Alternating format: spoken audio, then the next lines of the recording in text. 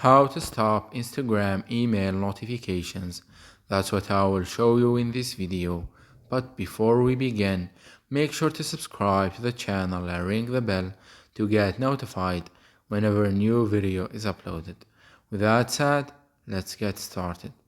So go ahead and open up Instagram. And once you do that, click on the profile picture at the bottom right.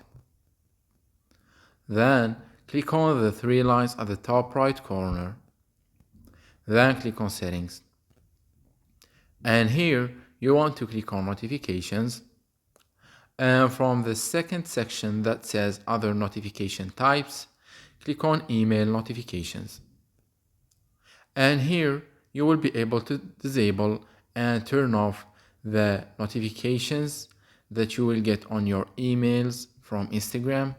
You can turn some of the notifications off while leaving the others on, depending on what you want, or you can just turn all of them off so you never get any notifications from Instagram on your email. Do what suits you the best.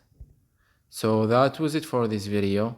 That's how you can disable and turn off the email notifications from Instagram.